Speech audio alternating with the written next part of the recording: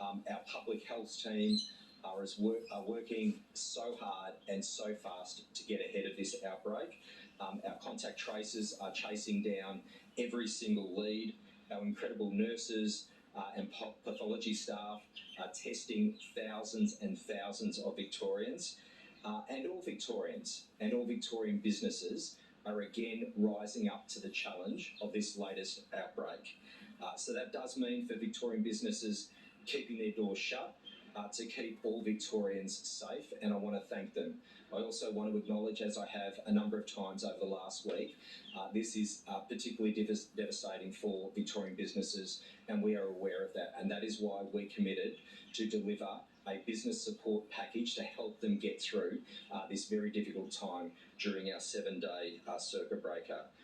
So today we are announcing a $250 million business support package for small and medium-sized businesses, including sole traders. This is a bigger and broader package than the one that we delivered through the lockdown, the circuit breaker lockdown back in February. And it's made up of a few elements: $190 million for the Business Cost Assistance Program. These are for grants of $2,500, and we expect around 76,000 businesses will be eligible for this support. As we said, this is a bigger and broader package of support than the one in February. There's $40 million for the Licensed Hospitality Venue Fund. This will provide $3,500 grants, and we estimate around 11,600 venues will be eligible for this fund. And finally, there's a $20 million events support fund, and this is to provide support to event organisers who have had to cancel events during this circuit breaker period. We're working with the industry in exactly the eligibility criteria of that fund. We wanted to make it clear today that as part of this $250 million support package, we will support the events industry.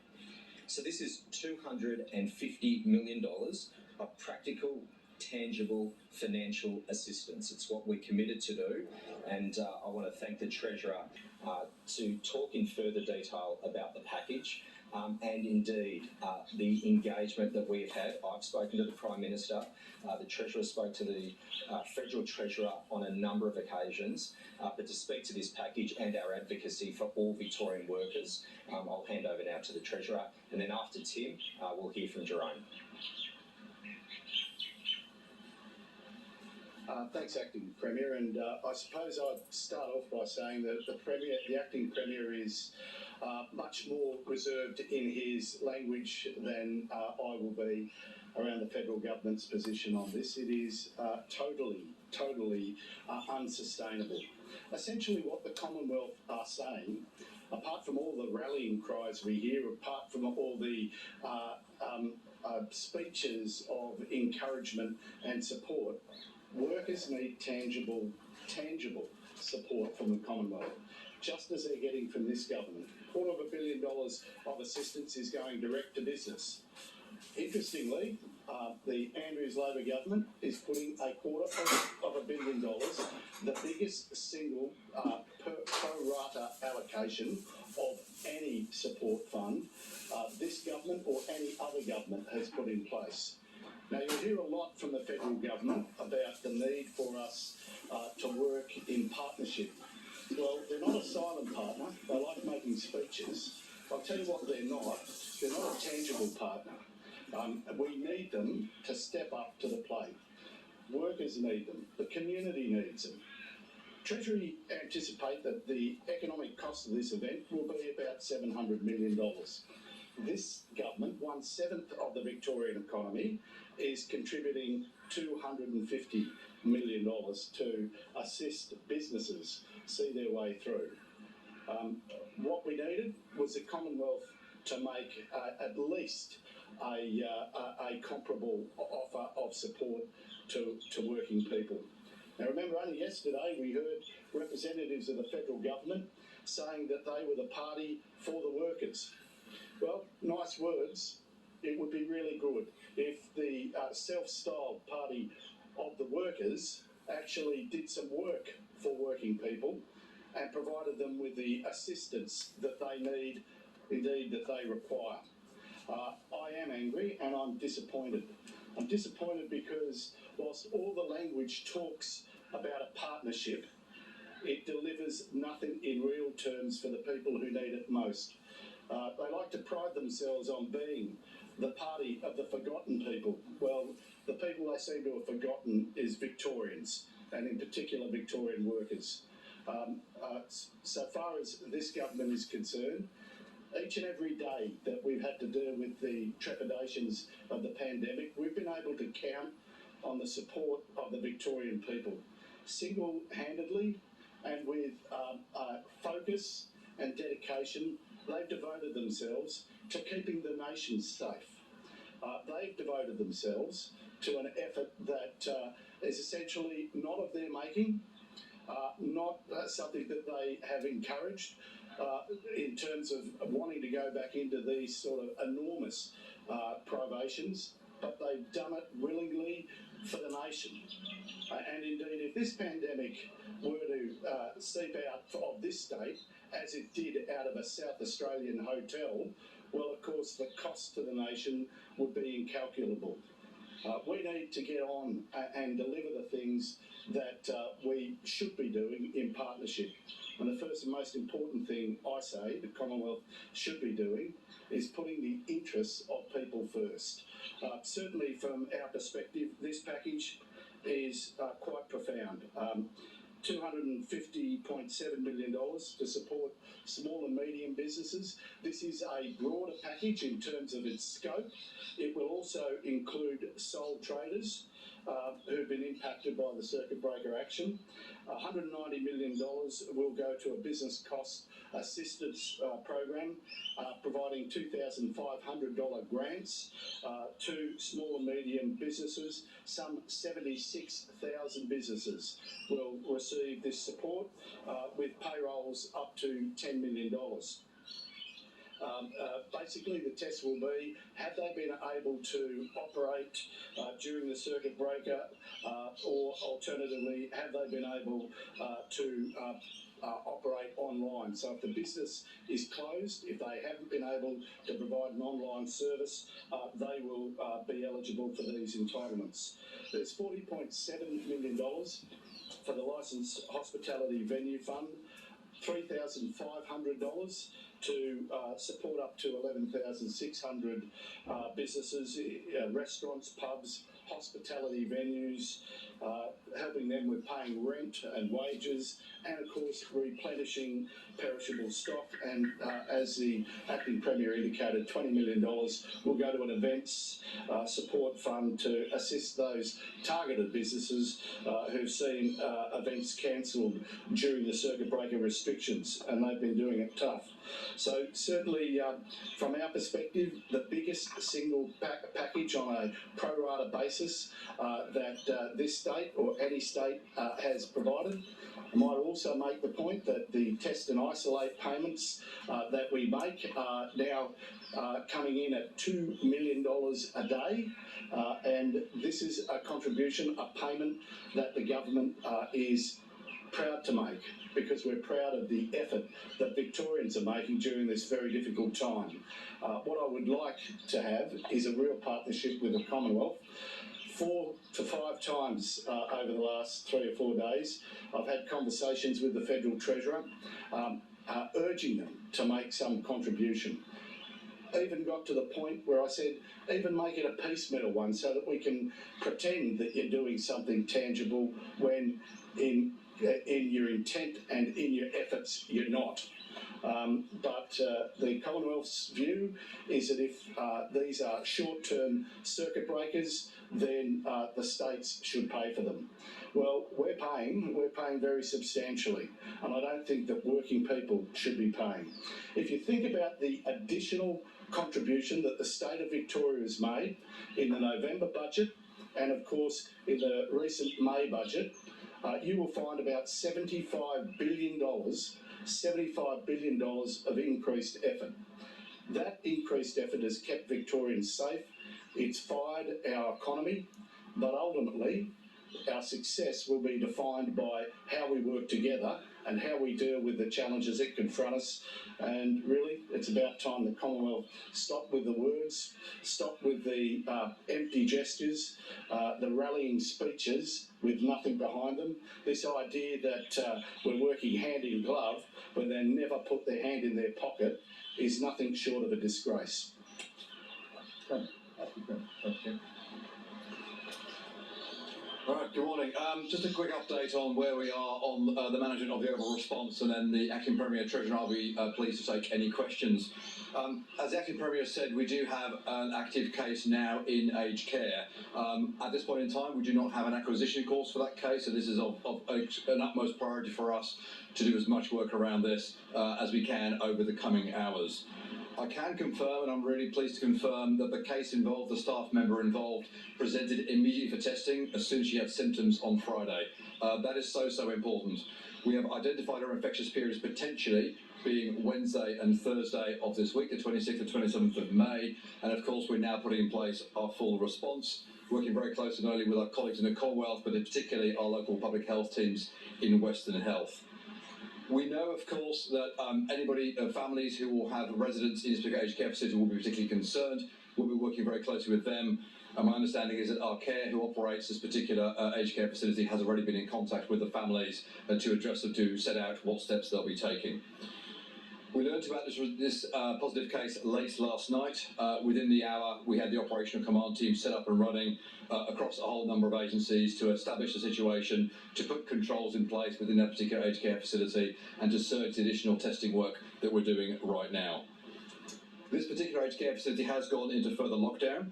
Residents have been confined to their rooms, and I said immediately, staff have upgraded now to Tier 3 PPE. Staff coaching, of course, was already in place. That again has been stepped up, and my thanks to all the staff who are at this site doing the really important work to establish where else this virus may have circulated in that particular facility. We are doing on-site testing there, of course, this morning, today, during the course of the day for both staff and residents. It'll be particularly priority for us to identify any potential exposures that the staff member has had within the facility, and of course any exposures the staff member may have had in the wider community. I can confirm that this facility has been on the Commonwealth programme for vaccination. Over half of the residents have been vaccinated. We believe about a third of the staff have been vaccinated. This individual positive case member has had one vaccination, has had her first vaccination dose. Again, we've got really strong records with this particular facility, and my thanks to them for them. But I would please encourage anybody who has got any connections with our care in Maidstone on Wednesday the 26th of May and Thursday the 27th of May, please get in touch immediately, isolate and get tested.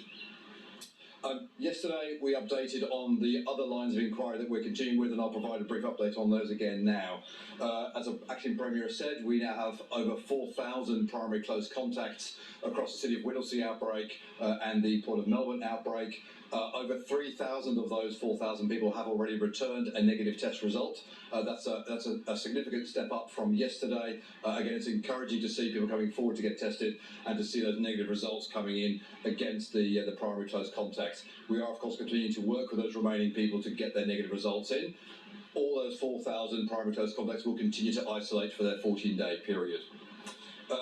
On Friday, earlier this week, we talked about the 5 high-risk social venues, the bars and clubs that we were focusing on. Again, we've had a really good response now. Well over 500 people have come forward. We've identified over 500 primary close contacts. We're seeing a lot more of those negative test results now coming in. So 57% of the people who attended those pubs and clubs have now returned a negative test result. We're working with the remainder to get their test results in as well, but we have no further cases at this point in time, or no further evidence of transmission at those locations at this point in time. Yesterday we also talked about the individual who works for a large food distribution company, a wholesale food distribution company with a large number of visits across the northern suburbs and Dandenong area. We're pleased to confirm that at least his immediate contacts within the workplace, the depot where he works down in Carrum, 8 out of 9 of those work colleagues have confirmed negative test results. We're awaiting one more test result. We're doing a lot of work with about 20 or so retail premises that this individual visited.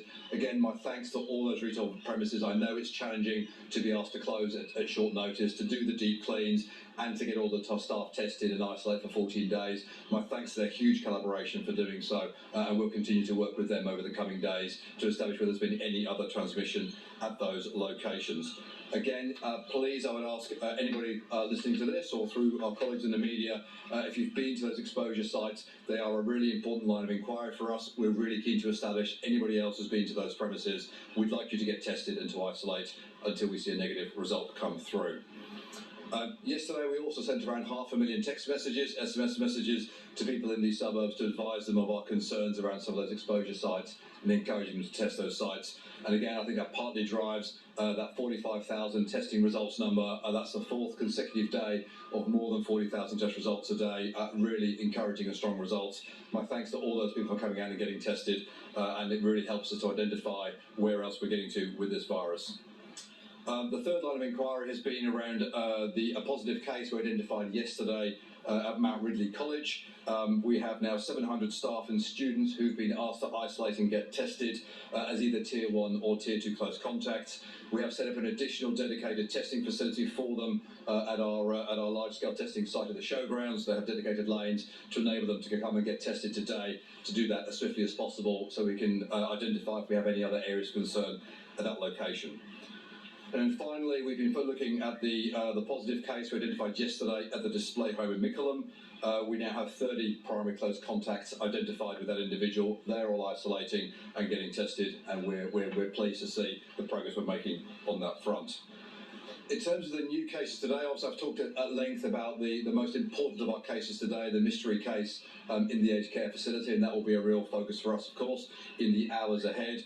Of the other 4 positive cases in the community identified today, 2 of those are linked to the Port of Melbourne workplace outbreak. They were already isolating, they were already primary close contacts. We are pleased to see that they are continuing to isolate. And of course, this shows the importance of that rapid test and trace program we have in place. Because they're primary close contacts, they'll continue to isolate. We will continue to support them as they go along. On the City of Whittlesea outbreak, we have also two more positive cases. One of those was a customer at the Telstra store in South Melbourne. That was already an exposure site. They were already an identified primary close contact. And again, they are isolating. The fourth of our, and this case, the Telstra case, we have identified a new exposure site for them at the Chadstone Shopping Centre on the 26th of May. So on Wednesday, the 26th of May, between 11:30 and 2 o'clock. In particular, the Yokozuna restaurant at Chadstone. If you are there on Wednesday the 26th of May, we would like you to go and get tested, to isolate, and to let us know, please, that you've done so. There is one more positive case identified with the City of Whittlesea. We are continuing those interviews. He came through very late last night. We have a number of crossover links in some of those grocery and food stores, so we will continue to identify any other exposure sites that individual may have. Finally, in terms of testing, not only 45,000 test results, but 98.9% of those reporting results within the next day, 82% within 24 hours. Again, my thanks to all those teams at the testing sites, in the pathology labs, in our vaccination clinics all across the state who are doing such phenomenal work. We continue to operate 210 testing facilities across the state. We've grown those by 21 over the last few days. Many of them are running extended hours and will continue to do so. I would also please just ask you to recognise we had the waiting times are starting to reduce across the networks as the numbers are coming down ever so slightly from the highs we've seen over recent days. Wait times yesterday were around 60 to 80 minutes on average. Again, please, if you're going to get tested today, check the website. You'll get a good indication of waiting times and you'll find the most convenient testing station near you. And then finally, I think from the point of view of testing and going back to our aged care outbreak, I would encourage any staff across Victoria, if you are working in the aged care sector, if you're a staff member of the aged care sector, there is a whole routine of regular testing in some of those facilities, but if you've not been tested in the last few days, I would please encourage you to go and get tested, regardless of whether you have symptoms. Aged care, as we saw last year, is an incredibly challenging and important space. My thanks to everybody who's working in the aged care sector for the improvements they've made in the last year to really strengthen those infection prevention controls and all the systems that have been put in place. But I would encourage any staff member working in aged care, if you've not been tested over the last few days, I would encourage you to go out and get tested today or tomorrow, so we can be absolutely confident we don't have any further spreading out of this particular virus in that most important of our settings. With that, the Acting Premier, Treasurer and I will be pleased to take any questions. Would aged care workers be allowed to work if they haven't been fully vaccinated? There is no statutory requirement for these workers to be vaccinated before they work. We of course have a requirement within the hotel quarantine system operated by the state, whereby any staff member in that sector has to be vaccinated, and they of course have a 100% vaccination record. We have certainly in the public sector, residential aged care sector, we have around 1,800 or we have around 5,300 residents in the sector, 180 units. All of those premises were part of our vaccination programme back in March and April, so all those premises have had vaccination activities taking place and very high levels of uptake amongst the staff. All aged care work staff have been able to get access to vaccination from March, April, and we continue to encourage them to come forward and get vaccinated. But as a prominent public health expert, do you think it should be a requirement that you should be fully vaccinated if you're an aged care worker? Yeah, so look, my job is not, I'm afraid, a prominent public health expert. I'm here to operate the testing and the contact tracing and the response operation, so that'd be a question for my public health colleagues. Do you know why the work wasn't fully vaccinated yet? So look, the public sector, the private residential aged care sector are part of the Commonwealth vaccination programme. I know they've been going around the many private sector residential aged care facilities to offer vaccination. My understanding is at this particular site, half the residents were vaccinated and around a third of the staff were vaccinated. Obviously, we would encourage, as we always have done, any aged care staff to come up and take up the options of vaccination in either the Commonwealth or the state system. How concerned are you that you... I don't, I'm afraid. I can come back to you on that. Of the, you said so half the residents have had a vaccine. How many have had both? Yeah, again, so not part of our vaccination programme. So what I can confirm is certainly within the public sector that we've run, all of those residents who were vaccinated with the first dose back in March and April, if they were on the Pfizer programme, will have had their second dose. Obviously, those on the AstraZeneca programme will get their second dose at the right time. But you don't know. I don't have the details on that side now. How concerned are you that we haven't identified an acquisition case for this aged care worker? So look, I think this aged care positive case is of extreme concern to us. We for two reasons. One is it's our most vulnerable and sensitive setting that we have, and that is why we have such an important response into this since late last night. I am concerned that we don't have at this point in time an acquisition source. Our fantastic team at the Western Health Public Health team are working very hard to identify that acquisition source. We will of course be doing our genomics testing, so we will run that to ground. But it's at this point in time, this is the biggest priority for us to make sure we fully understand and wrap ourselves around both where the cases come from and any other links that they may have had. You heard from a case. Could this impact the length of the lockdown? Look, I mean, that's a question for a little bit later in the day. I think at this point in time, this is the first mystery case we've seen in this particular outbreak. We now have a total of 4 positive cases in the community that we've identified. This one case is currently not linked. That, of course, is a significant concern for us, and we've got everybody focused on trying to identify where that's come from and any other exposure that she may have had. Have you probably work at any other will extend the lockdown? Sorry? Do you have an idea yet if you will extend the lockdown? Look, that's not a question for me. That's a question for the Chief Health Officer. As we said at the beginning, this is a 7-day lockdown. We have a lot of work to do. We are now in day 3, where continues to be really important work for us to do to run down these leads. I think what is encouraging is that the leads that we have seen emerge over the last 3 or 4 days are all being run to ground quickly, but we're continuing to see new exposures opening up every single day. That, of course, remains a matter of concern. At this point in time, I'm confident that we're on a good trajectory with those lines of inquiry we were looking at yesterday.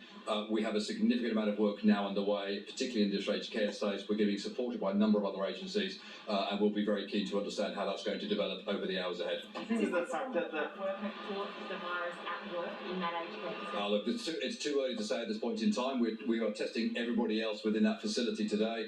We should have some results on that tomorrow morning. That will tell us an awful lot about what other exposure's been there. What I would really like to stress again, this particular individual She first displayed mild symptoms on Friday. She went and got tested immediately. So we are so grateful to her for doing the right thing. This is what we need all of us to do. We are now in a world where we're seeing small instances of COVID circulating in our community. It's so important that anybody who's got the symptoms, no matter how slight, gets out and gets tested immediately. Working. Yeah. Is it likely she worked while infectious? Sorry. Is it likely she worked while infectious? The way we identify when somebody comes forward for testing and tests positive, we always focus on when they first started displaying symptoms. In this case, the 28th of the Friday. We then take 2 days prior to that. That's the experience has shown us. That's the key infectious period. So our assumption at this point is that she was infective on the 26th and 27th, both days of which she worked.